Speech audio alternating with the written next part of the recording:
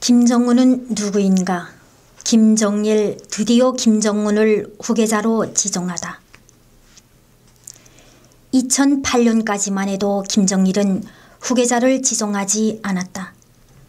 1972년 김일성이 환갑을 맞으며 후계자 문제를 제기하고 다음에 김정일을 후계자로 사실상 인정한 것과는 사뭇 달랐다. 김정일은 후계자를 빨리 지정하면 자기가 호수아비로 전락하게 된다는 사실을 너무나도 잘 알고 있었다. 1974년 2월 후계자로 지정된 다음 자기가 김일성을 호수아비로 만들어 버렸기 때문이다. 그래서 되도록 후계자를 늦게 지정하려 한 것이다. 따라서 2012년 김정은 후계 체제를 구축하려면 김정일로부터 먼저 후계자로 지명받아야 하였다. 그러자면 김정일이 한심을 사는 것이 절실하였다. 김정일도 후계자로 인정받기 위해 김일성의 한심을 사는 일에 기를 쓰고 달라붙었다. 김일성은 1961년 9월 열린 4차 당대회를 이른바 종파의 오물을 청산한 통일단결의 대회로 선포하였지만 여전히 권력의 안정을 자신하지 못하였다. 결국 1967년 과거 혁명을 같이 했던 사람들을 수종주의자로 몰아내고 또 한 번의 권력투쟁을 벌여야 하였다. 이것을 겪으며 김정일은 김일성의 가장 큰 관심이 권력 안정이라는 사실을 간파하였다. 권력을 안정시키는 일만 한다면 그의 한심을 얼마든지 살 수 있었다.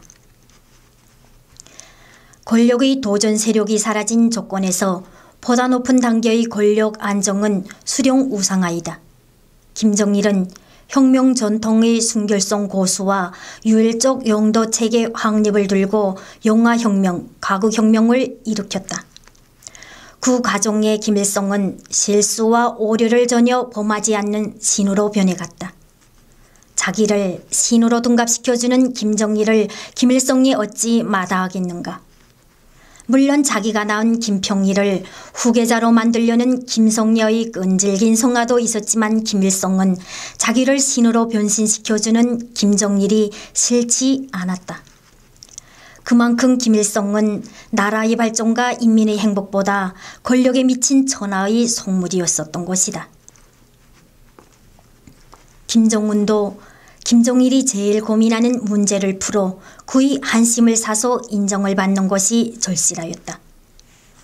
김정은은 경제 문제, 특히 민간 경제와 군수 경제에 동시에 필요한 강철 문제 해결을 김정일 환심 사기로 고리를 삼았다. 2008년 5월경부터 김정은은 천리마 제강연합기업소의 초고 전력 전기로 건설에 달라붙었다. 중앙당 38호실과 39호실의 외화를 동원해 중국에서 첨단 설비들을 사들였고 전국이 내놓으라 하는 정보통신부문 인재들을 투입하고 현대적인 전기로 건설 공사를 벌린 것이다. 그리고 6월 노동신문을 통해 초고 전력 전기로 건설에 운을 뗐다. 11월 노동신문은 초고 전력 전기로 건설을 다시금 소개하면서 이를 주도한 사람들이 김정은 또래의 25살 젊은이들이라고 강조하였다. 그해 12월 24일 김정숙의 생일이자 김정일이 최고사령관에 오른 날 김정은 추종무리는 김정일을 천리마 제강연합기업소의 완공된 초고 전력 전기로로 안내하였다. 그 순간만큼 꽝꽝 보장된 전력과 생산 공정을 보여주는 액정 TV와 출렁이는 전기로의 샘물을 보여주며 김정일은 벌어진 입을 다물지 못하였다. 김정은의 현대적 감각과 추진력에 만족한 김정일은 그날 김정은을 후계자로 지명하였다. 이를 두고 2009년 1월 12일 노동신문은 종론을 통해 2008년 12월 24일 김일성 민족의 역사에 무궁토록 빛날 뜻깊은 날이라고 칭송하였다. 2008년 12월 24일 김정일이 이제 겨우 24살밖에 안 된 김정은을 후계자로 지명한 데는 또 다른 이유가 있었다. 그해 8월 김정일은 뇌출혈로 쓰러져 2달간 공개 활동을 하지 못하였다. 그해 9월 9일 공화국 창건 60돌 인민군 열병식이 노동조기군 열병식으로 바뀐 것도 그런 이유에서였다. 많은 애화를 두려 프랑스와 중국 의사들을 급히 불러들여 진료를 받았다. 김정일의 뇌출혈은 이미 예고된 것이나 다름없었다. 김정일은 오래전부터 고혈압과 당뇨, 심근경색 등 치명적인 병들을 앓고 있었다. 2007년 5월에는 심근경색으로 도이칠란드 의사들의 수술을 받은 적도 있었다. 당시 도이칠란드 베를린 심장센터 의사들은 김정일의 심장혈관의 좁아진 부분을 우회하는 수술을 하였다. 그것이 1년 후에 뇌출혈로 이어졌다. 프랑스 신경외과 의사를 불러들이는 데서 김정일의 큰아들 김정남이 중요한 역할을 하였다. 유능한 외국 의사들의 진료가 계속되었지만 김정일은 좀처럼 깨어나지 못하였다. 김정은과 동생 김여정은 김정일의 침대를 떠나지 않고 아버지가 속히 깨어나기를 간절히 빌었다. 그들에게는 운명이 뒤바뀔 수도 있는 매우 아슬아슬한 순간이었다. 2012년을 목표로 하였던 김정은 후계 체제 구축 계획이 수포로 끝날 수도 있었다. 김정은의 뒤를 김정일의 네 번째 부인 김옥과 중앙당 조직 지도부 1부부장 리재강이 밀어주고 있지만 김정일과 버금가는 막강한 힘을 지닌 고모부 장성택을 이길 수 있을지 알 수 없었다.